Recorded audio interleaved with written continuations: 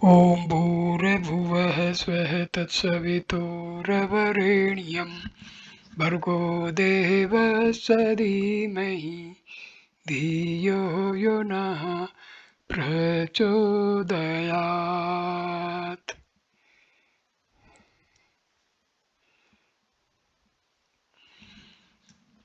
नमस्कार मेरे प्यारे दोस्तों, ये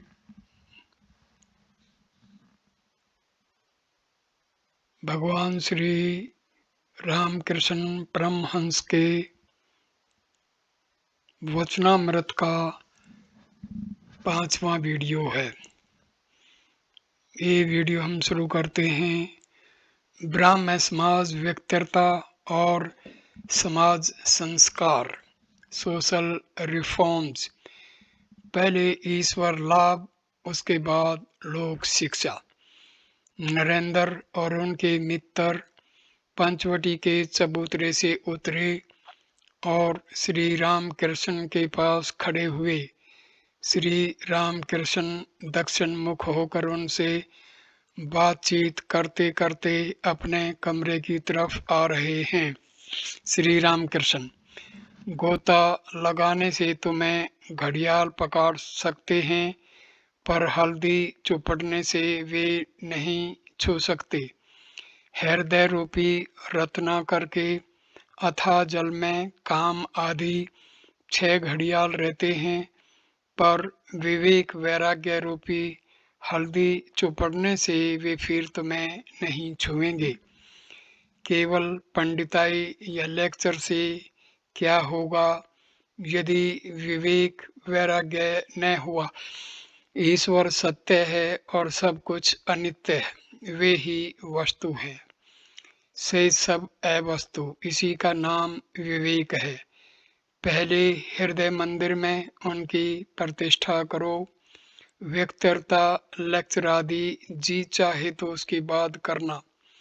खाली ब्रह्म ब्रह्म कहने से क्या होगा यदि विवेक वैराग्य न रहा। वह तो नाहक शंख फूकना हुआ।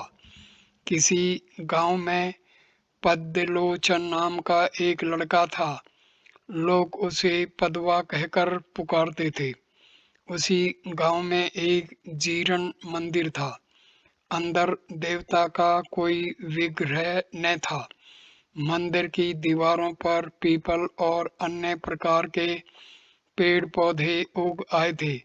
मंदिर के भीतर चमगादड़ अड्डा जमाए हुए थे, पर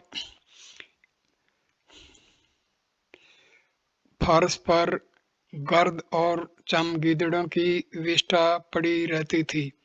मंदिर में लोगों का समागम नहीं होता था। एक दिन संध्या के थोड़ी देर बाद गांव वालों ने शंख की आवाज सुनी। मंदिर की तरफ से भौं भौं शंख बज रहा है। गांव वालों ने सोचा कि किसी देवता प्रतिष्ठा की होगी। किसी ने देवता प्रतिष्ठा की होगी और संध्या के बाद आरती हो रही है। लड़के बूढ़े औरत मर्द सब दौड़ते हुए मंदिर के सामने हाजिर हुए। देवता के दर्शन करेंगे और आरती देखेंगे। उनमें से एक ने मंदिर का दरवाजा धीरे से खोलकर देखा कि पद्मलोचन एक बगल में खड़ा होकर भौं भौं शंख बजा रहा है। देवता की प्रतिष्ठा नहीं हुई। मंदिर में झाड़ू तक नहीं लगाया गया। चमगीदड़ों की विष्ठा पड़ी हुई है। तब वह चिल्लाकर कहता है, तेरे मंदिर में माधव कहाँ? पदवा, तूने तो नाहक शंख फूंक कर हुल्लड़ मचा दिया है। उसमें 11 चमगीदड़ रात दिन गश्त लगा रहे हैं। यदि हृदय मंदिर में माधव प्रतिष्ठा की इच्छा हो, यदि ईश्वर का लाभ करना चाहो, तो सिर्फ भौं भौं शंख फूंकने से क्या होगा। पहले चित्त शुद्धि चाहिए। मन शुद्ध हुआ तो भगवान उस पवित्र आसन पर आ विराजेंगे। चम गीदड़ की विष्ठा रहने से माधव नहीं लाए जा सकते। 11 चम गीदड़ का अर्थ है 11 इंद्रियां। 5 ज्ञान की इंद्रियां, 5 कर्म की इंद्रियां और मन। पहले माधव प्रतिष्ठा, बाद में इच्छा हो तो व्यक्तिरता, लेक्चर आदि देना। पहले डुबकी लगाओ, गोता लगाकर लाभ उठाओ, फिर लाल उठाओ, फिर दूसरे काम करो। कोई गोता लगाना नहीं चाहता, न साधन, न भजन, न विवेक वैराग्य। 2-4 शब्द सीख लिए, बस लगे लेक्चर देने। शिक्षा देना कठिन काम है।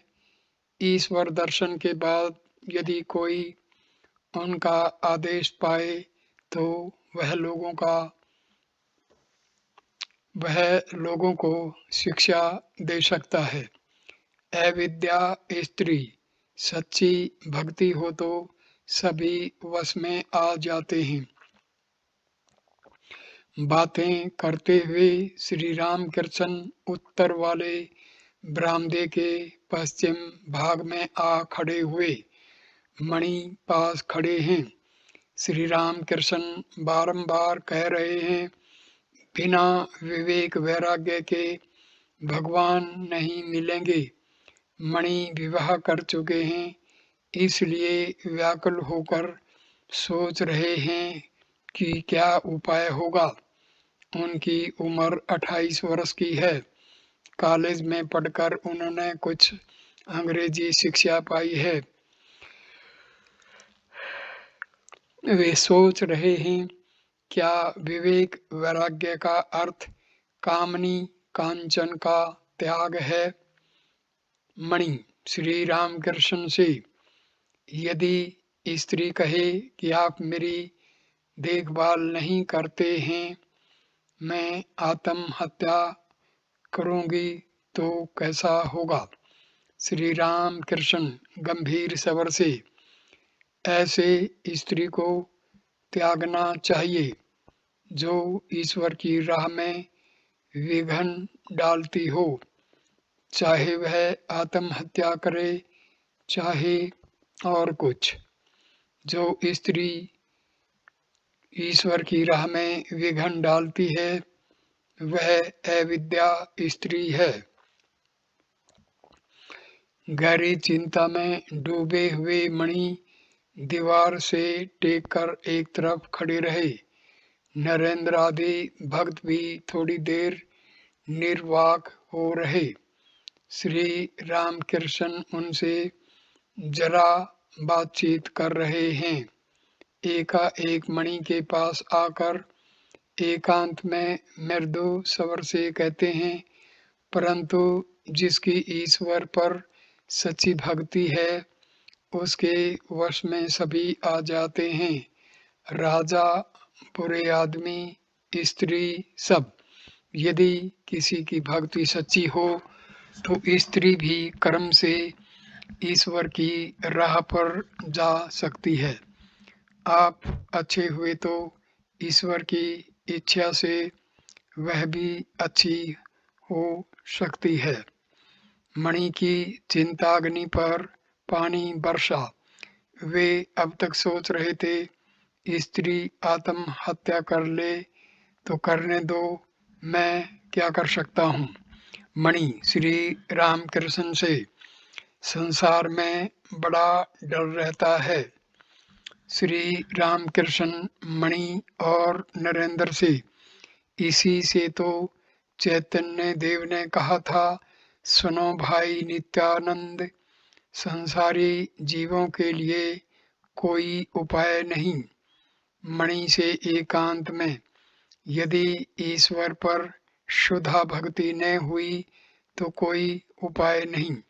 यदि कोई ईश्वर का लाभ करके संसार में रहे तो उसे कुछ डर नहीं।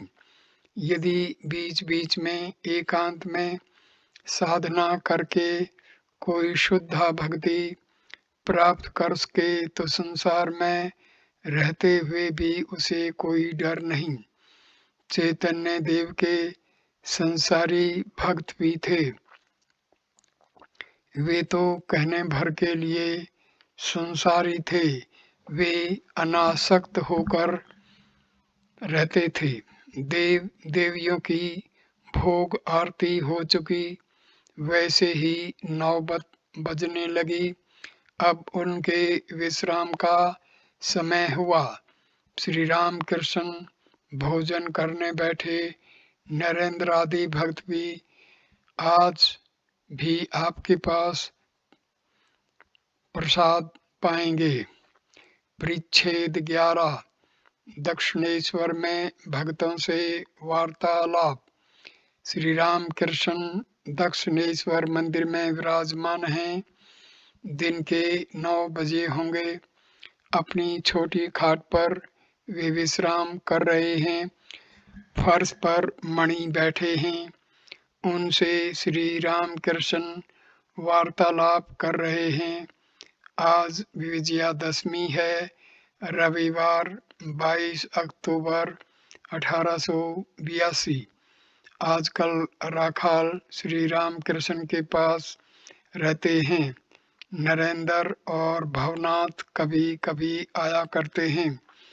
श्री रामकृष्ण के साथ उनके भतीजे रामलाल और हाजरा महाशय रहते हैं।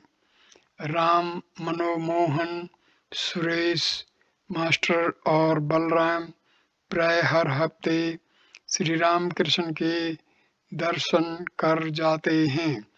बाबूराम अभी 1-2 ही बार दर्शन करने गए हैं। श्री रामकृष्ण, तुम्हारी पूजा की छुट्टी हो गई। मणि, जी हाँ, मैं सप्तमी, अष्टमी और नवमी को प्रतिदिन केशव सेन के घर गया था। श्री राम कृष्ण, क्या कहते हो? मणि, दुर्गा पूजा की अच्छी व्याख्या सुनी। श्री राम कृष्ण, कैसी कहो तो? मणि, केशव सेन के घर में रोज सुबह को उपासना होती है 10-11 बजे तक। उसी उपासना के समय उन्होंने दुर्गा पूजा की व्याख्या की थी। उन्होंने कहा, यदि माता दुर्गा को कोई प्राप्त कर सके, यदि माता को कोई हृदय मंदिर में ला सके, तो लक्ष्मी, सरस्वती, कार्तिक, गणेश स्वयं आते हैं। लक्ष्मी अर्थात ऐश्वर्य, सरस्वती ज्ञान, कार्तिक विक्रम, गणेश सिद्धि, ये सब आप ही मिल जाते हैं यदि माँ आ जाए तो। श्री रामकृष्ण के अंतरंग भगत श्री रामकृष्ण सारा वर्णन सुन गए। बीच बीच में केशव की उपासना के संबंध में प्रश्न करने लगे। अंत में कहा, तुम यहाँ वहाँ न जाया करो, यहीं आना। जो अंतरंग हैं वे केवल यही आएंगे। नरेंद्र, भवनाथ, राखाल हमारे अंतरंग भक्त हैं, सामान्य नहीं। तुम एक दिन इन्हें भोजन कराना। नरेंद्र को तुम कैसा समझते हो? मणि जी, बहुत अच्छा। श्री रामकृष्ण, देखो नरेंद्र में कितने गुण हैं। गाता है, बजाता है, विद्वान है और जितेंद्रिय है। कहता है विवाह न करूँगा। बचपन से ही ईश्वर में मन है। साकार अथवा निराकार, चिन्मय मूर्ति ध्यान, मातृ ध्यान। श्री रामकृष्ण मणि से, आजकल तुम्हारे ईश्वर स्मरण का क्या हाल है? मन साकार पर जाता है या निराकार पर? मणि जी, अभी तो मन साकार पर नहीं जाता और इधर निराकार में मन को स्थिर नहीं कर सकता। श्री राम कृष्ण, देखो, निराकार में तत्काल मन स्थिर नहीं होता। पहले तो साकार अच्छा है। मणि, मिट्टी की इन सब मूर्तियों की चिंता करना। श्री रामकृष्ण, नहीं नहीं, चिन्मयी मूर्ति की। मणि, तो भी हाथ पैर तो सोचने ही पड़ेंगे, परंतु यह भी सोचता हूँ कि पहली अवस्था में किसी रूप की चिंता किए बिना मन स्थिर न होगा। यह आपने कह भी दिया है। अच्छा, वे तो अनेक रूप धारण कर सकते हैं, तो क्या अपनी माता के स्वरूप का ध्यान किया जा सकता है? श्री रामकृष्ण, हाँ, वे माँ, गुरु तथा ब्रह्मई है। मणि चुप बैठे रहे। कुछ देर बाद फिर रामकृष्ण से पूछने लगे, मणि, अच्छा, निराकार में क्या दिखता है? क्या इसका वर्णन नहीं किया जा सकता? श्री रामकृष्ण कुछ सोचकर, वह कैसा है बताऊं? यह कहकर श्री रामकृष्ण कुछ देर चुप बैठे रहे। फिर साकार और निराकार दर्शन में कैसा अनुभव होता है, इस संबंध की एक बात कह दी और फिर चुप हो रहे। श्री रामकृष्ण, देखो, इसको ठीक ठीक समझने के लिए साधना चाहिए। यदि घर के भीतर के रतन देखना चाहते हो और लेना चाहते हो तो मेहनत करके कुंजी लाकर दरवाजे का ताला खोलो और रतन निकालो। नहीं तो घर में ताला लगा हुआ है और द्वार पर खड़े हुए सोच रहे हैं, लो, हमने दरवाजा खोला, संदूक का ताला तोड़ा, अब यह रतन निकाल रहे हैं। सिर्फ खड़े खड़े सोचने से काम नहीं चलेगा, साधना करनी चाहिए। अनंत श्री राम कृष्ण तथा अनंत ईश्वर सभी मार्ग हैं। श्री वृंदावन दर्शन ज्ञानी तथा अवतारवाद। श्री राम कृष्ण, ज्ञानी निराकार का चिंतन करते हैं, वे अवतार नहीं मानते। अर्जुन ने श्री कृष्ण की स्तुति में कहा, तुम पूर्ण ब्रह्म हो। श्री कृष्ण ने अर्जुन से कहा कि आओ देखो, हम पूर्ण ब्रह्म हैं या नहीं। यह कहकर श्री कृष्ण अर्जुन को एक जगह ले गए और पूछा, तुम क्या देखते हो? अर्जुन बोला, मैं एक बड़ा पेड़ देख रहा हूँ जिसमें जामुन के से गुच्छे के गुच्छे फल लगे हैं। श्री कृष्ण ने कहा कि और भी पास जाकर देखो, वे काले फल नहीं, गुच्छे के गुच्छे अनगिनती फल, कृष्ण फल फले हुए हैं। मुझ जैसे, अर्थात उस पूर्ण ब्रह्म रूपी वृक्ष से करोड़ों अवतार होते हैं और चले जाते हैं। कबीर दास का रुख निराकार की ओर था। श्री कृष्ण की चर्चा होती तो कबीरदास कहते, उसे क्या भजूं। गोपियां तालियां पीटती थी और वह बंदर की तरह नाचता था, हंसते हुए। मैं साकारवादियों को निकट साकार हूँ और निराकारवादियों के निकट निराकार। मणि हंसकर, जिनकी बात हो रही है वे ईश्वर जैसे अनंत हैं, आप भी वैसे ही अनंत हैं, आपका अंत ही नहीं मिलता। श्री राम कृष्ण से हास्य, वाह रे, तुम तो समझ गए। सुनो, एक बार सब धर्म कर लेने चाहिए, सब मार्गों से आना चाहिए। खेलने की गोटी सब घर बिना पार किए कहीं लाल होती है। गोटी जब लाल होती है तब कोई उसे नहीं छू पाता। मणि, जी हाँ। कुटीचक तीर्थ यात्रा का उद्देश्य। श्री रामकृष्ण योगी दो प्रकार के हैं, बहुदक और कुटीचक।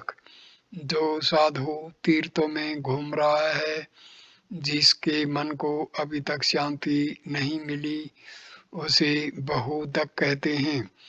और जिसने चारों ओर घूमकर मन को शिथिल कर लिया है, जिसे शांति मिल गई है, वह किसी एक जगह आसन जमा देता है, फिर नहीं हिलता।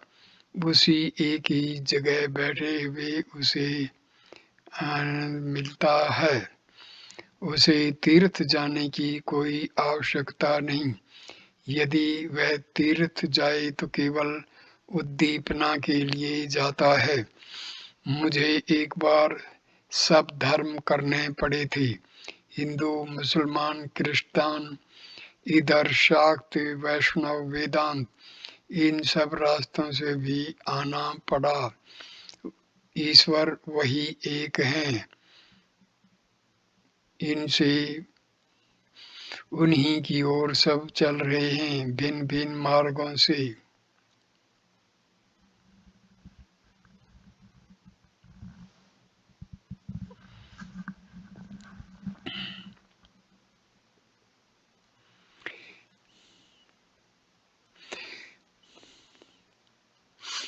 तीर्थ करने गया तो कभी कभी बड़ी तकलीफ होती थी। काशी में माथुर बाबू आदि के साथ राजा बाबुओं की बैठक में गया। वहां देखा सभी लोग विषयों की बातों में लगे हैं, रुपया, जमीन, यही सब बातें। उनकी बातें सुनकर मैं रो पड़ा। माँ से कहा, माँ तू मुझे कहाँ ले आई? दक्षिणेश्वर में तो मैं बहुत अच्छा था, प्रयाग में देखा वही तालाब, वही दूब, वही पेड़, वही इमली के पत्ते। परंतु तीर्थ में उद्दीपन अवश्य होता है।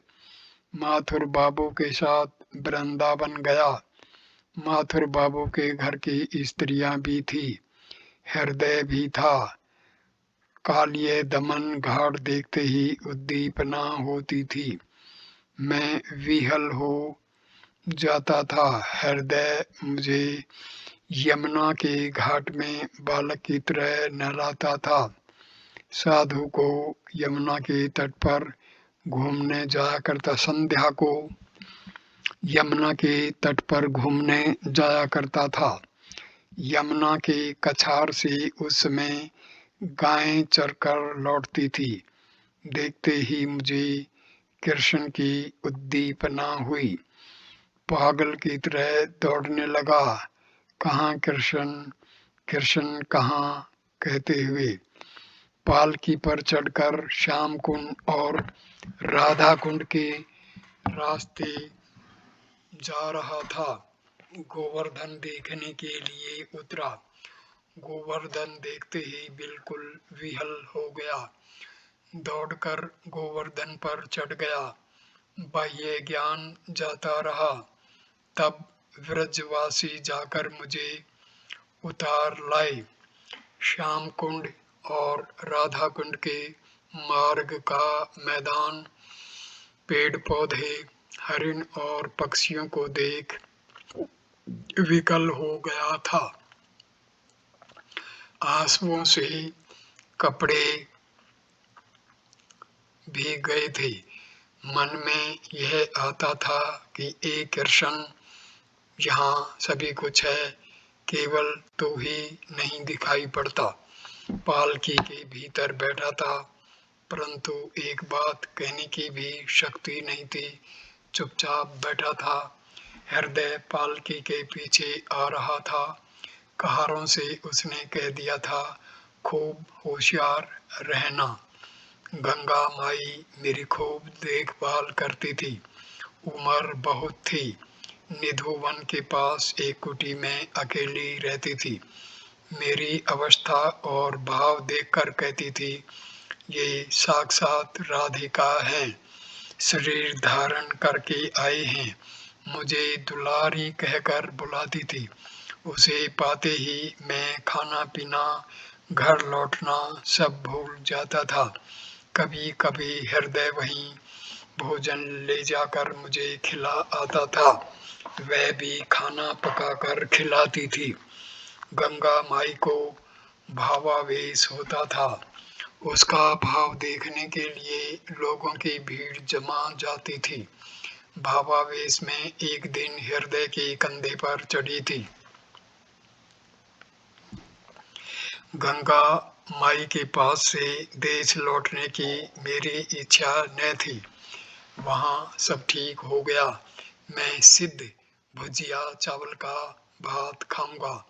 गंगा माई का बिस्तरा घर में एक ओर लगेगा, मेरा दूसरी ओर। सब ठीक हो गया। तब हृदय बोला, तुम्हें पेट की शिकायत है, कौन देखेगा? गंगा माई बोली, क्यों, मैं देखूंगी, मैं सेवा करूंगी। एक हाथ पकड़कर हृदय खींचने लगा और दूसरा हाथ पकड़कर गंगा माई। ऐसे समय माँ की याद आ गई। माँ अकेली काली मंदिर के नौबत खाने में है। फिर न रहा गया। तब कहा, नहीं, मुझे जाना होगा। वृंदावन का भाव बड़ा सुंदर है। नए यात्री जाते हैं तो ब्रज के लड़के कहा करते हैं, हरि बोलो, गठरी खोलो। दिन के 11 बजे श्री राम कृष्ण ने काली का प्रसाद पाया। दोपहर को कुछ आराम करके धूप ढलने पर फिर भक्तों के साथ वार्तालाप करने लगे। बीच बीच में रह रहकर प्रणव नाद या हा चैतन्य उच्चारण कर रहे हैं। काली मंदिर में संध्या आरती होने लगी। आज विजयदशमी है। श्री राम कृष्ण काली घर आए हैं। काली माता को प्रणाम करके भक्तजन श्री राम कृष्ण की पद धूलि ग्रहण करने लगे। रामलाल ने काली जी की आरती की है। श्री राम कृष्ण रामलाल को बुलाने लगे, कहाँ हो रामलाल? काली जी को विजया निवेदित की गई है। श्री राम कृष्ण उस प्रसाद को छूकर उसे देने के लिए ही रामलाल को बुला रहे हैं। अन्य भक्तों को भी कुछ कुछ देने को कह रहे हैं। परिच्छेद 12। दक्षिणेश्वर मंदिर में बलराम आदि के साथ बलराम को शिक्षा। आज मंगलवार है। दिन का पिछला पहर 24 अक्टूबर 3-4 बजे होंगे। श्री राम कृष्ण मिठाई के ताक के पास खड़े हैं। बलराम और मास्टर कलकत्ते से एक ही गाड़ी पर चढ़कर आए हैं और प्रणाम कर रहे हैं। प्रणाम करके बैठने पर श्री राम कृष्ण हंसते हुए कहने लगे, ताक पर से कुछ मिठाई लेने गया था। मिठाई पर हाथ रखा ही था कि एक छिपकली बोल उठी, तुरंत हाथ हटा लिया। सब हंसे। लक्षण सत्य भाषण कामिनी कांचन ही माया है। श्री राम कृष्ण, यह सब मानना चाहिए। देखो ने राखाल बीमार पड़ गया। मेरे भी हाथ पैर में दर्द हो रहा है। क्या हुआ सुनो। सुबह को मैंने उठते ही राखाल आ रहा है सोचकर अमुक का मुख देख लिया था। सब हंसते हैं। हाँ जी, लक्षण भी देखना चाहिए। उस दिन नरेंद्र एक काने लड़के को लाया था। उसका मित्र है। आंख बिल्कुल कानी नहीं थी। जो हो, मैंने सोचा नरेंद्र यह आफत का पुतला कहाँ से लाया? और एक आदमी आता है, मैं उसके हाथ की कोई चीज नहीं खा सकता। वह ऑफिस में काम करता है, 20 रुपया महीना पाता है और 20 रुपया न जाने कैसा झूठा बिल लिख कर पाता है। वह झूठ बोलता है, इसलिए आने पर उससे बहुत नहीं बोलता। कभी तो 2-2, 4-4 दिन ऑफिस जाता ही नहीं, यहीं पड़ा रहता है। किस मतलब से जानते हो? मतलब यह कि किसी से कह सुन दूं तो दूसरी जगह नौकरी हो जाए। बलराम का वंश परम वैष्णवों का वंश है। बलराम के पिता वृद्ध हो गए हैं, परम वैष्णव हैं। सिर पर शिखा है, गले में तुलसी की माला है, हाथ में सदा ही माला लिए जप करते रहते हैं। उड़ीसा में इनकी बहुत बड़ी जमींदारी है और कोठार श्री वृंदावन तथा और भी कई जगह श्री राधा कृष्ण विग्रह की सेवा होता है और धर्मशाला भी है। बलराम अभी पहले पहल आने लगे हैं। श्री रामकृष्ण बातों बातों में उन्हें उपदेश दे रहे हैं। श्री रामकृष्ण, उस दिन अमुक आया था, सुना है उस काली कलोटी स्त्री का गुलाम है। ईश्वर दर्शन क्यों नहीं होते? क्योंकि बीच में कामनी कांचन की आड़ जो है। पूर्व कथा, वर्धमान के मार्ग में देश यात्रा, नकुड़ आचार्य का गाना सुनना। अच्छा कहो तो मेरी क्या अवस्था है? उस देश को जा रहा था, वर्धमान से उतरकर बैलगाड़ी पर बैठा था। ऐसे में जोर की आंधी चली और पानी बरसने लगा। इधर न जाने कहां से गाड़ी के पीछे कुछ आदमी आ गए। मेरे साथी कहने लगे, ये डाकू है। तब मैं ईश्वर का नाम जपने लगा, परंतु कभी तो राम राम जपता और कभी काली काली, कभी हनुमान हनुमान, सब तरह से जपने लगा। कहो तो यह क्या है? श्री राम कृष्ण क्या ऐसा कह रहे हैं कि ईश्वर एक है और उसके नाम असंख्य भिन्न धर्मावलंबी व संप्रदायों के लोग क्या ऐसे ही मिथ्या झगड़ा करके मर रहे हैं? बलराम से, कामनी कांचन ही माया है, इसके भीतर अधिक दिन तक रहने से होश चला जाता है। ऐसा जान पड़ता है कि खूब मजे में हैं। मेहतर विष्ठा का भार ढोता है, ढोते ढोते फिर घृणा नहीं होती। भगवन नाम गुण कीर्तन का अभ्यास करने ही से भक्ति होती है। मास्टर से, इसमें लजाना नहीं चाहिए।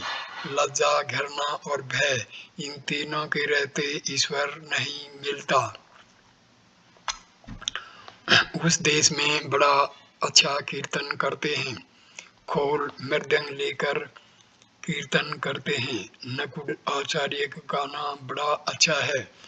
वृंदावन में तुम्हारी ओर से सेवा होती है। बलराम, जी हाँ, एक कुंज है, श्याम सुंदर की सेवा होती है। श्री राम कृष्ण, मैं वृंदावन गया था, निधिवन बड़ा सुंदर स्थान है। परिच्छेद 13। केशव चंद्र सेन के साथ श्री रामकृष्ण का नौका विहार, आनंद और वार्तालाप। 1, समाधि में। आज शरद पूर्णिमा है, लक्ष्मी जी की पूजा है। शुक्रवार 27 अक्टूबर 1882। श्री रामकृष्ण दक्षिणेश्वर काली मंदिर के उसी पूर्व परिचित कमरे में बैठे हैं। विजय गोस्वामी और हरलाल से बातचीत कर रहे हैं। एक आदमी ने आकर कहा, केशव सेन जहाज पर चढ़कर घाट पर आए हैं। केशव के शिष्यों ने प्रणाम करके कहा, महाराज जहाज आया है, आपको चलना होगा, चलिए जरा घूम आइएगा। केशव बाबू जहाज में हैं, हमें भेजा है। शाम के 4 बज गए हैं। श्री राम कृष्ण नाव पर होते हुए जहाज पर चढ़ रहे हैं। 7 विजय है। नाव पर चढ़ते ही बाह्य ज्ञान रहित समाधि मगन हो गए। मास्टर जहाज में खड़े खड़े यह समाधि चित्तर देख रहे हैं। वे दिन के 3 बजे केशव के साथ जहाज पर चढ़कर कलकत्ते से आए हैं। बड़ी इच्छा है श्री राम कृष्ण और केशव का मिलन। उनका आनंद देखेंगे और उनकी बातें सुनेंगे। केशव ने अपने साधु चरित्र और व्यक्तित्व के बल से मास्टर जैसे अनेक वर्गीय युवकों का मन हर लिया है।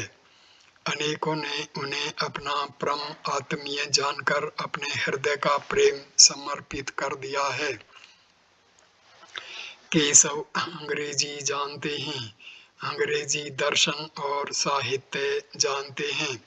फिर बहुत बार देवी देवियों की पूजा को पौत्तलिकता भी कहते हैं। इस प्रकार के मनुष्य श्री राम कृष्ण को भक्ति और श्रद्धा की दृष्टि से देखते हैं और बीच बीच में दर्शन करने आते हैं। यह बात अवश्य विस्मयजनक है। उनके मन में मेल कहाँ और किस प्रकार हुआ, यह रहस्य भेद करने के लिए मास्टर आदि अनेकों को कौतूहल हुआ। श्री रामकृष्ण निराकारवादी तो हैं, किंतु साकारवादी भी हैं। ब्रह्म का चिंतन करते हैं और फिर देवी देवियों के सामने पुष्प चंदन से पूजा और प्रेम से मतवाले होकर नृत्य गीत भी करते हैं। खाट और बिछौने पर बैठते हैं। लाल धारीदार धोती कुर्ता मोजा जूता पहनते हैं, परंतु संसार से स्वतंत्र हैं। सारे भाव सन्यासियों के से हैं, इसीलिए लोग परमहंस कहते हैं। इधर केशव निराकारवादी हैं, स्त्री पुत्र वाले गृही हैं, अंग्रेजी में व्याख्यान देते हैं, अखबार लिखते हैं, विषय कर्मों की देख रेख भी करते हैं। केशव आदि ब्राह्मण भगत जहाज पर से मंदिर की शोभा देख रहे हैं। जहाज के पूर्व ओर पास ही बंधा घाट और मंदिर का चांदनी मंडप है। बाईं ओर चांदनी मंडप के उत्तर 12 शिव मंदिर में से 6 मंदिर हैं। दक्षिण की ओर भी 6 मंदिर हैं। शरद के नील आकाश की पृष्ठभूमि पर भवतारिणी के मंदिर का कलश तथा उत्तर की ओर से पंचवटी और देवदार वृक्षों के शिरोभाग दिखते हैं। एक नौबत खाना बकुल तला के पास है और काली मंदिर के दक्षिण प्रांत में एक और नौबत खाना है। दोनों नौबत खानों के बीच में बगीचे का रास्ता है, जिसके दोनों ओर कतार के कतार फूलों के पेड़ लगे हैं। शरद काल के आकाश की नीलिमा श्री गंगा के वृक्ष पर पड़कर अपूर्व शोभा दे रही है। बाहरी संसार में भी कोमल भाव है और बाह्य भक्तों के हृदय में भी कोमल भाव है। ऊपर सुंदर नीला अनंत आकाश है, सामने सुंदर ठाकुर बाड़ी है, नीचे पवित्र सलीला गंगा है, जिनके किनारे आर्य ऋषियों ने परमात्मा का स्मरण मनन किया है। फिर एक महापुरुष आए हैं जो साक्षात सनातन धर्म है। इस प्रकार के दर्शन मनुष्यों को सर्वदा नहीं होते। ऐसे समाधि मगन महापुरुष पर किसकी भक्ति नहीं होगी? ऐसा कौन कठोर मनुष्य है जो द्रवीभूत न होगा? दूसरा, वसासि जीर्णानि यथा विहार नवानि गिरनाति नरो प्राणी तथा शरीराणि विहाय जीर्णोन्यानि सयाति नवानि देहि। समाधि में आत्मा अनीश्वर है, पवहारी बाबा। नाव आकर जहाज से लगी, तभी सभी श्री राम कृष्ण को देखने के लिए उत्सुक हो रहे हैं। अच्छी भीड़ है। श्री राम कृष्ण को निर्विघ्न उतारने के लिए केशव आदि व्यग्र हो रहे हैं। बड़ी मुश्किल से उन्हें होश में लाकर कमरे के भीतर ले गए। अभी तक भावस्थ हैं। एक भक्त का सहारा लेकर चल रहे हैं। सिर्फ पैर हिल रहे हैं। कैबिन घर में आपने प्रवेश किया। केशव आदि भक्तों ने प्रणाम किया, किंतु आपको होश नहीं। कमरे के भीतर एक मेज और कुर्सियां हैं। एक कुर्सी पर श्री राम कृष्ण बैठाए गए, एक पर केशव बैठे, विजय बैठे। दूसरे भक्त फर्श पर जहां जगह मिली वहीं बैठ गए।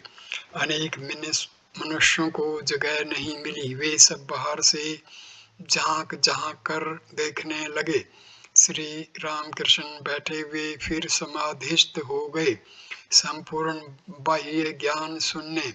सभी एक नजर से देख रहे हैं।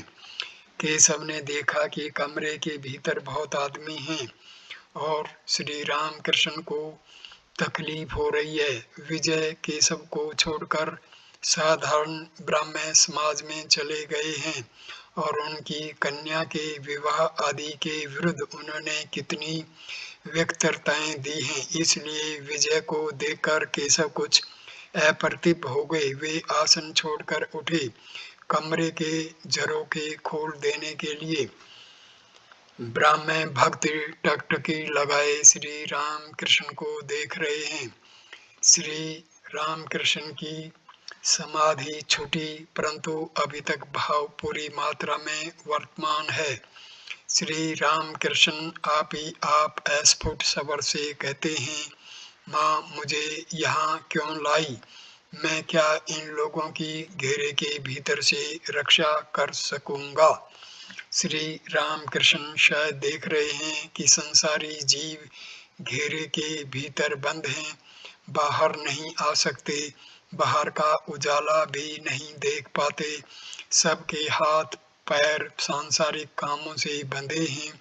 केवल घर के भीतर की वस्तु उन्हें देखने को मिलती है।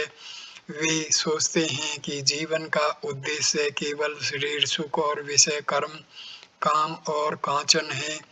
क्या इसीलिए श्री राम कृष्ण ने कहा, माँ मुझे यहाँ क्यों लाई? मैं क्या इन लोगों की घेरे के भीतर से रक्षा कर सकूंगा? धीरे धीरे श्री राम कृष्ण को बाह्य ज्ञान हुआ। गाजीपुर के नील माधव बाबू और एक ब्राह्मण भक्त ने पवहारी बाबा की बात चलाई। ब्राह्मण भक्त, महाराज इन लोगों ने पवहारी बाबा को देखा है। वे गाजीपुर में रहते हैं। आपकी तरह एक और है। श्री रामकृष्ण अभी तक बातचीत नहीं कर पा रहे, सुनकर सिर्फ मुस्कुराए। ब्राह्मण भक्त श्री रामकृष्ण से, महाराज पवहारी बाबा ने अपने कमरे में आपका फोटोग्राफ रखा है। श्री रामकृष्ण जरा हंसकर अपनी देह की ओर उंगली दिखाकर बोले, यह गिलाफ यत्सांख्ये प्राप्ते स्थानं तद्दे अपि गम्यते एकं सांख्यं च योगं च यः पश्यति स पश्यति। ज्ञान योग, भक्ति योग और कर्म योग का समन्वय, तकिया और उसका गिलाफ, देही और देह। क्या श्री राम कृष्ण कहते हैं कि देह नश्वर है, नहीं रहेगी? देह के भीतर जो देही है वह अविनाशी है। अतएव देह का फोटोग्राफ लेकर क्या होगा? देह अनित्य वस्तु, इसके अंदर का क्या होगा? बल्कि जो भगवान अंतर्यामी हैं, मनुष्य के हृदय में विराजमान हैं, उन्हीं की पूजा करनी चाहिए। श्री रामकृष्ण कुछ प्रकृतिस्थ हुए। वे कह रहे हैं, परंतु एक बात है, भक्तों का हृदय उनका निवास स्थान है। भक्तों के हृदय में वे विशेष रूप से रहते हैं। जैसे कोई जमींदार अपनी जमींदारी में सभी जगह रह सकता है, परंतु वे अमुक बैठक में प्राय रहते हैं। यही लोग कहा करते हैं, भक्तों का हृदय भगवान का बैठकघर है। सब लोग आनंदित हुए, जिन्हें ज्ञानी ब्रह्म कहते हैं। योगी उन्हीं को आत्मा कहते हैं और भक्त उन्हें भगवान कहते हैं। एक ही ब्राह्मण है, जब पूजा करता है तब उसका नाम पुजारी है, जब भोजन पकाता है तब उसे रसोइया कहते हैं। जो ज्ञानी है, ज्ञान योग जिसका अवलंबन है, वह नीति नीति विचार करता है। ब्रह्म न यह है, न वह, न जीव है, न जगत। विचार करते करते जब मन शिथिल होता है, मन का नाश होता है, समाधि होती है, तब ब्रह्म ज्ञान होता है। ब्रह्म ज्ञानी की सत्य धारणा है कि ब्रह्म सत्य, जगत मिथ्या, नाम रूप स्वपन तुल्य है। ब्रह्म क्या है यह मुझे नहीं कहा जा सकता। वे व्यक्ति पर्सनल गॉड हैं, यह भी नहीं कहा जा सकता। ज्ञानी इस प्रकार कहते हैं जैसे वेदांतवादी, परंतु भक्तगण सभी अवस्थाओं को लेते हैं। वे जागृत अवस्था को भी सत्य कहते हैं, जगत को स्वपनवत नहीं कहते। भक्त कहते हैं यह संसार भगवान का ऐश्वर्य है। आकाश, नक्षत्र, चंद्र, सूर्य, पर्वत, समुद्र, जीव जंतु आदि सभी भगवान की सृष्टि है, उन्हीं का ऐश्वर्य है। वे हृदय के भीतर हैं और बाहर भी। उत्तम भक्त कहता है वे स्वयं ही यही 24 तत्व जीव जगत बने हैं। भगत की इच्छा चीनी खाने की है, चीनी होने की नहीं। सब हंसते हैं। भक्त का भाव कैसा है जानते हो? हे भगवान, तुम प्रभु हो, मैं तुम्हारा दास हूँ। तुम माता हो, मैं तुम्हारी संतान हूँ। और यह भी कि तुम मेरे पिता या माता हो। तुम पूर्ण हो, मैं तुम्हारा अंश हूँ। भक्त यह कहने की इच्छा नहीं करता कि मैं ब्रह्म हूँ। योगी भी परमात्मा के दर्शन करने की चेष्टा करता है। उद्देश्य जीवात्मा और परमात्मा का योग है।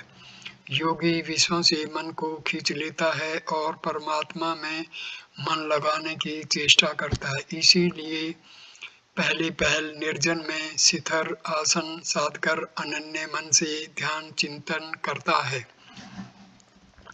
परंतु वस्तु एक ही है, केवल नाम का भेद है। जो ब्रह्म है वही आत्मा है, वही भगवान है।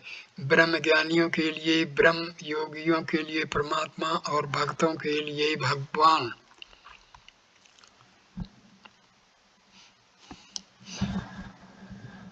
चौथा, तवमेव सूक्ष्मा त्वं स्थूला व्यक्ता व्यक्त स्वरूपिणी निराकारापि साकार कस्त्वां वेदितुमहति। महानिर्वाण तंत्र वेद तथा तंत्र का समन्वय, आद्या शक्ति का ऐश्वर्य। इधर जहाज कलकत्ते की ओर जा रहा है, उधर कमरे के भीतर जो लोग श्री राम कृष्ण के दर्शन कर रहे हैं और उनकी अमृतमयी वाणी सुन रहे हैं, उन्हें शुद्ध नहीं कि जहाज चल रहा है या नहीं। भौरा फूल पर बैठने पर फिर क्या भन भनाता है। धीरे धीरे जहाज दक्षिणेश्वर छोड़कर देवालयों के चित्ताकर्षक दृश्यों के बाहर हो गया। चलते हुए जहाज से मथा हुआ गंगा जल फेन में तरंगों से भर गया और उससे आवाज होने लगी, परंतु यह आवाज भक्तों के कानों तक नहीं पहुंची। वे तो मुग्ध होकर देखते हैं केवल हंसमुख आनंद में प्रेम रंजित नेत्र वाले एक अपूर्व प्रिय दर्शन योगी को। वे मुग्ध होकर देखते हैं कि सर्व त्यागी एक प्रेमी विरागी को, जो ईश्वर को छोड़ और कुछ नहीं जानते। श्री राम कृष्ण वार्तालाप कर रहे हैं। श्री राम कृष्ण वेदांतवादी ब्रह्म ज्ञानी कहते हैं सृष्टि, स्थिति, प्रलय, जीव जगत यह सब शक्ति का खेल है। विचार करने पर यह सब स्वपनवत जान पड़ता है। ब्रह्म ही वस्तु है और सब अवस्तु। शक्ति भी स्वपनवत अवस्तु है, परंतु चाहे लाख विचार करो, बिना समाधि में लीन हुए शक्ति के इलाके के बाहर जाने की सामर्थ्य नहीं। मैं ध्यान कर रहा हूँ, मैं चिंतन कर रहा हूँ, यह सब शक्ति के इलाके के अंदर है, शक्ति के ऐश्वर्य के भीतर है। इसलिए ब्रह्म और शक्ति अभिन्न हैं। एक को मानो तो दूसरे को भी मानना पड़ता है। जैसे अग्नि और उसकी दाहिका शक्ति। अग्नि को मानो तो दाहिका शक्ति को भी मानना पड़ेगा। बिना दाहिका शक्ति के अग्नि का विचार नहीं किया जा सकता। फिर अग्नि को छोड़कर दाहिका शक्ति का विचार नहीं किया जा सकता। सूर्य को अलग करके उसकी किरणों की कल्पना नहीं की जा सकती। न किरणों को छोड़कर कोई सूर्य को ही सोच सकता है। दूध कैसा है सफेद, दूध को छोड़कर दूध की धवलता नहीं सोची जा सकती, और न बिना धवलता के दूध ही सोचा जा सकता है। इसलिए ब्रह्म को छोड़कर न शक्ति को कोई सोच सकता है और न शक्ति को छोड़कर ब्रह्म को। उसी प्रकार नित्य को छोड़कर न लीला को कोई सोच सकता है और न लीला को छोड़कर नित्य को। आद्या शक्ति लीलामयी है, वे सृष्टि स्थिति और प्रलय करती है। उन्हीं का नाम काली है। काली ही ब्रह्म है, ब्रह्म ही काली है। एक ही वस्तु है, वे निष्क्रिय है। सृष्टि स्थिति प्रलय का कोई काम नहीं करते। यह बात जब सोचता हूँ तब उन्हें ब्रह्म कहता हूँ, और जब वे ये सब काम करते हैं तब उन्हें काली कहता हूँ, शक्ति कहता हूँ। एक ही व्यक्ति है, भेद सिर्फ नाम और रूप में है। जिस प्रकार जल, वाटर और पानी, एक तालाब में 3-4 घाट हैं। एक घाट में हिंदू पानी पीते हैं, वे जल कहते हैं। एक घाट में मुसलमान पानी पीते हैं, वे पानी कहते हैं। और एक घाट में अंग्रेज पानी पीते हैं, वे वाटर कहते हैं। तीनों एक हैं, भेद केवल नामों में है। उन्हें कोई अल्लाह कहता है, कोई गॉड, कोई ब्रह्म कहता है, कोई काली, कोई राम, हरि, ईसा, दुर्गा आदि। केशव से हास्य, यह कहिए कि काली कितने भावों से लीला कर रही है। महाकाली तथा सृष्टि प्रकरण।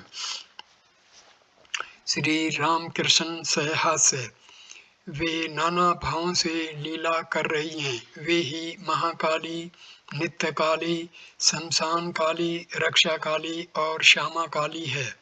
महाकाली और नित्य काली की बात तंत्रों में है। जब सृष्टि हुई नहीं थी, सूर्य, चंद्र, ग्रह, पृथ्वी आदि नहीं थी, घोर अंधकार था, तब केवल निराकार महाकाली महाकाल के साथ अभेद रूप में विराजमान थी।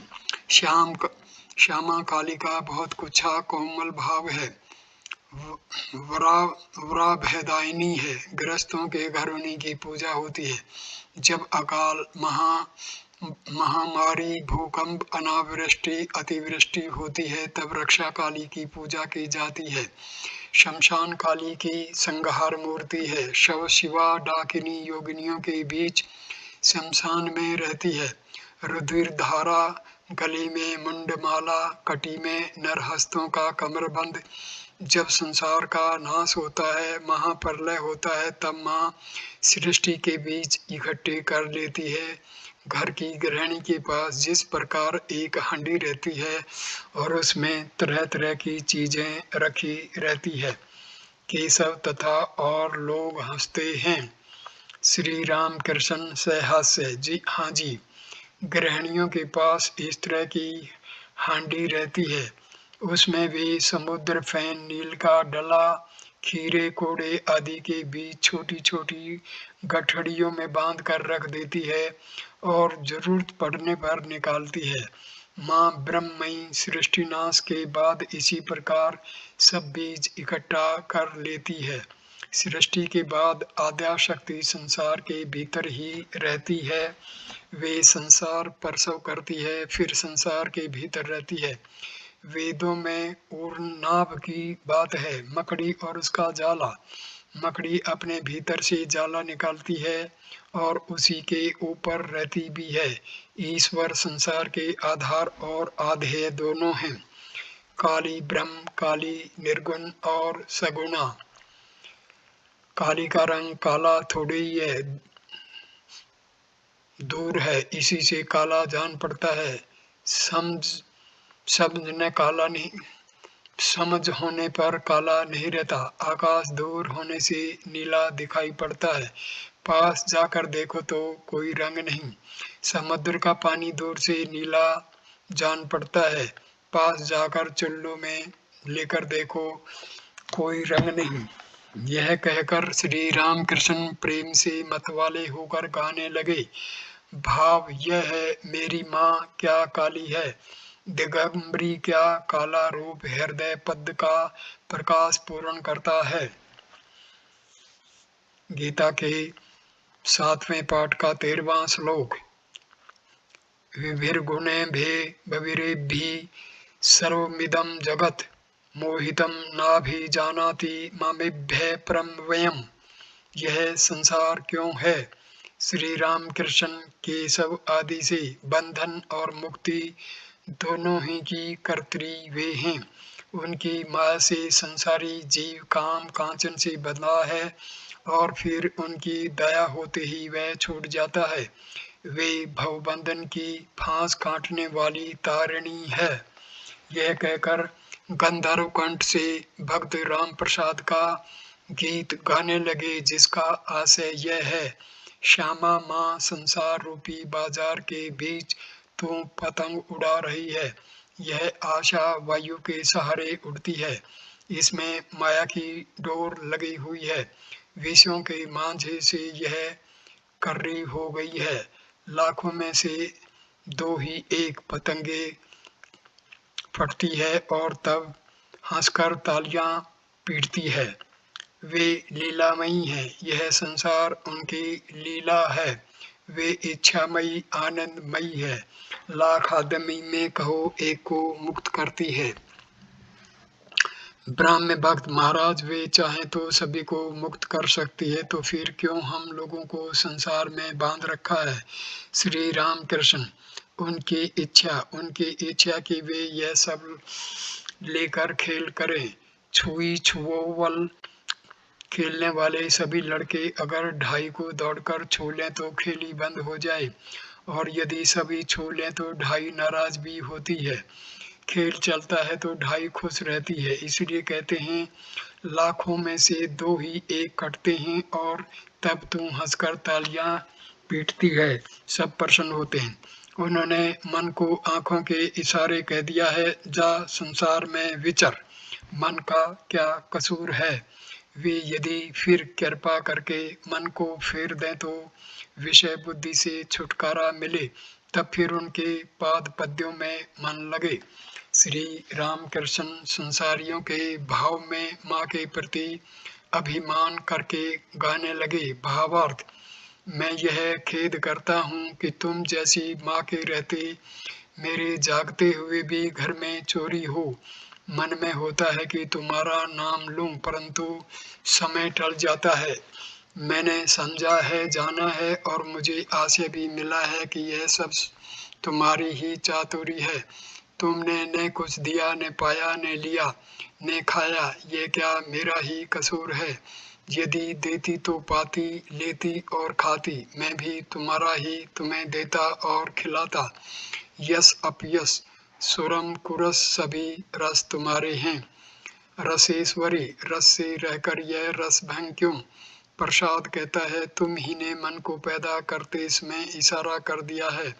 तुम्हारी यह सृष्टि किसी की कुदृष्टि से जल गई है, पर हम उसे मीठी समझकर भटक रहे हैं। उन्हीं की माया से भूलकर मनुष्य संसारी हुआ है।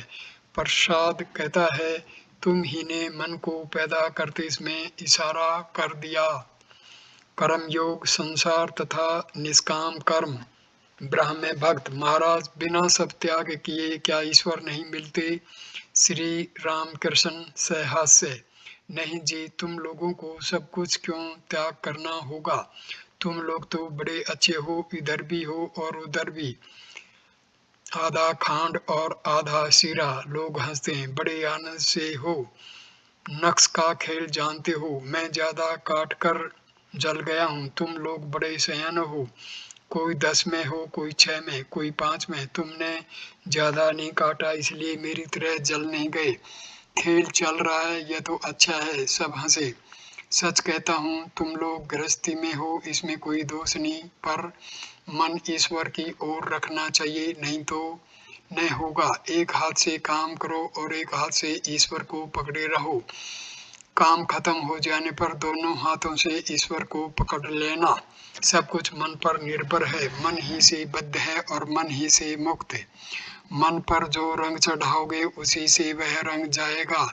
और जैसे रंगरेज के घर के कपड़े लाल रंग से रंगे तो लाल, हरे से रंगे तो हरे, सब्ज से रंग सब्ज। जिस रंग से रंगो वही रंग चढ़ जाएगा। देखो न, अगर कुछ अंग्रेजी पढ़ लो तो मुंह से अंग्रेजी शब्द आ जाते हैं। फुट फट इट पिट।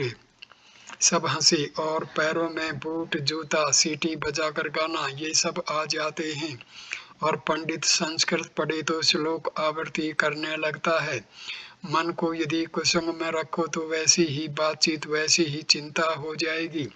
यदि भक्तों के साथ रखो तो ईश्वर चिंतन, भक्त प्रसंग, ये सब होंगे। मन ही को लेकर सब कुछ है। एक और स्त्री है और एक और संतान। स्त्री को एक भाव से और संतान को दूसरे भाव से प्यार करता है, किंतु एक ही है मन। गीता के 18वें अध्याय का 66वां श्लोक। सर्वधर्मान् परित्यज्य मामेकं शरणं व्रज अहं त्वा सर्वपापेभ्यो मोक्षयिष्यामि मा शुच। ईसाई धर्म, ब्रह्म समाज और पापवाद। श्री राम कृष्ण ब्राह्म भक्त के प्रति मन ही मन बंधन है और मन ही में मुक्ति। मैं मुक्त पुरुष हूँ, चाहे संसार में रहूं चाहे अरण्य में। मुझे बंधन कैसा? मैं ईश्वर की संतान हूँ, राजा धीराज का बेटा। मुझे भला कौन बांध सकता है? सांप के काटने पर यदि दृढ़ता के साथ यह कहा जाए कि विष नहीं है तो सचमुच विष उतर जाता है। उसी प्रकार दृढ़ता के साथ यह कहते कहते कि मैं बद्ध नहीं, मैं मुक्त हूँ, वास्तव में वैसा ही हो जाता है। मनुष्य मुक्त ही हो जाता है। किसी ने ईसाइयों की एक किताब दी थी, मैंने पढ़कर सुनाने के लिए कहा। उसमें केवल पाप पाप ही भरा था। केशव के प्रति तुम्हारे ब्राह्मण समाज में भी केवल पाप पाप ही सुनाई देता है। जो व्यक्ति बार बार मैं बद्ध हूँ कहता रहता है, वह बद्ध ही हो जाता है।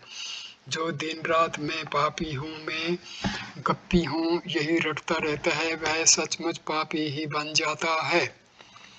ईश्वर के नाम पर इस प्रकार का ज्वलंत विश्वास होना चाहिए। क्या मैंने उनका नाम लिया है?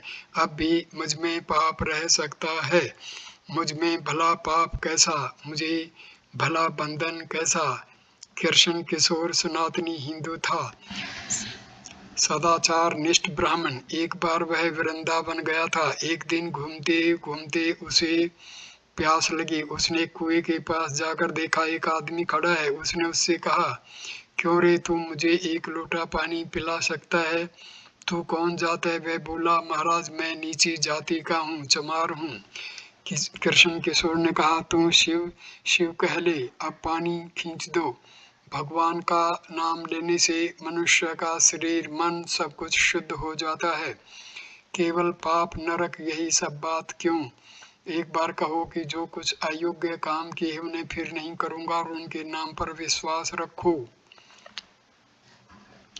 श्री रामकृष्ण प्रेमोन्मत्त होकर नाम महात्म में गाने लगे। भावार्थ, दुर्गा दुर्गा अगर जपो में, जब मेरे निकलेंगे प्राण, देखूं कैसे नहीं तारती, कैसे हो करुणा की खान।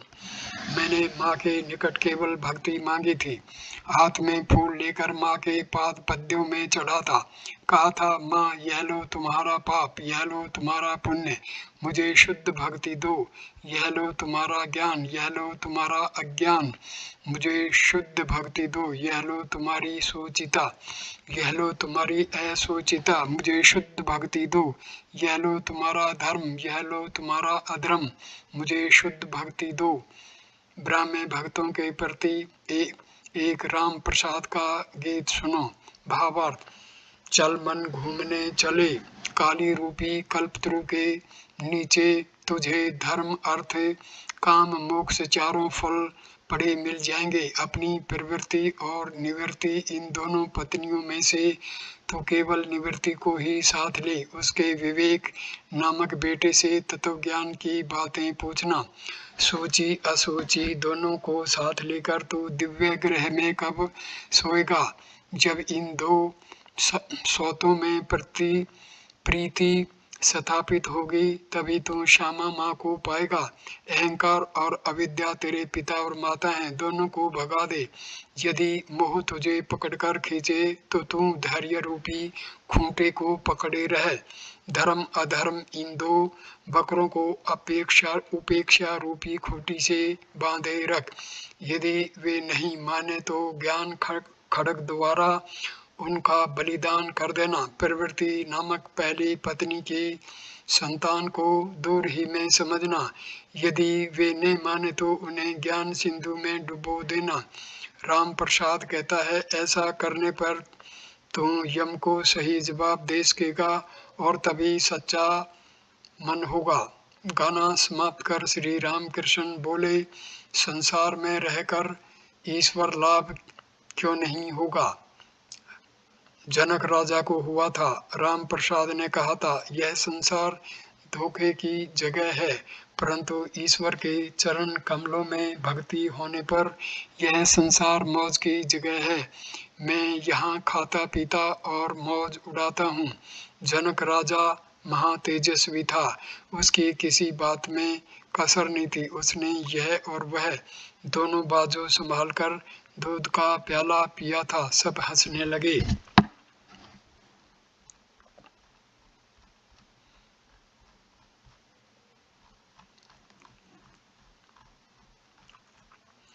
गृहस्थ के लिए उपाय: एकांतवास तथा विवेक। परंतु कोई एकदम फट से जनक राजा नहीं बन जाता।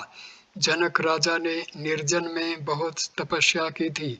संसार में रहते हुए भी बीच बीच में एकांतवास करना चाहिए। गृहस्थी से बाहर निकलकर एकांत में अकेले रहकर अगर भगवान के लिए तीन दिन ही रोया जाए तो वह भी अच्छा है। यहाँ तक कि यदि अवसर पाकर एक ही दिन निर्जन में रहकर भगवत चिंतन किया जाए तो वह भी अच्छा है। लोग स्त्री पुत्रों के लिए रोकर लोटा भर आंसू बहाते हैं, ईश्वर के लिए भला कौन रोता है? बीच बीच में निर्जन में रहकर भगवत प्राप्ति के लिए साधना करनी चाहिए। संसार के भीतर विशेषकर कामकाज की झंझट में रहकर प्रथम अवस्था में मन को शिथिल करते इसमें अनेक बाधाएं आती हैं। जैसे रास्ते के किनारे लगाए हुए पेड़ जिस समय वह पौधे का स्थिति में रहता है उसमें घेरा न लगाने पर गाय बकरियां खा जाती हैं। प्रथम अवस्था में घेरा, किंतु बाद में तना मजबूत होने पर घेरे की आवश्यकता नहीं रहती। फिर उसे हाथी बांधने पर भी कुछ नहीं होता। रोग तो हुआ है सन्निपात का, पर जिस कमरे में सन्निपात का रोगी है उसी कमरे में पानी का घड़ा और इमली का अचार रखा हो। अगर रोगी को आराम पहुंचाना चाहते हो तो हिले उसे कमरे से हटाना होगा, तो पहले उसे उस कमरे से हटाना होगा। संसारी जीव मानो सन्निपात के रोगी हैं और विषय है पानी का घड़ा। विषय भोग तृष्णा मानो जल तृष्णा है। इमली अचार की बात सिर्फ सोचते हुए मुंह में पानी आ जाता है, वे चीजें पास नहीं लाना पड़ती। ऐसी चीजें रोगी के कमरे में ही रखी हों। संसार में स्त्री सहवास ऐसी ही चीज है, इसलिए निर्जन में जाकर चिकित्सा करना आवश्यक है। विवेक वैराग्य प्राप्त करके संसार में प्रवेश करना चाहिए। संसार समुद्र में दादी मगर हैं, बदन में हल्दी मलकर पानी में उतरने पर मगर का डर नहीं रहता। विवेक व्यंग में ही हल्दी है। सद सत विचार का नाम विवेक है। ईश्वर ही सत्य है, नित्य वस्तु है, बाकी सब असत्य अनित्य दो दिन के लिए है। यह बोध ही विवेक है। और ईश्वर के प्रति अनुराग चाहिए, प्रेम आकर्षण चाहिए, जैसे गोपियों का कृष्ण के प्रति था। एक गाना सुनो, भावार्थ। विपिन में बंसी बज उठी, मुझे तो जाना ही होगा।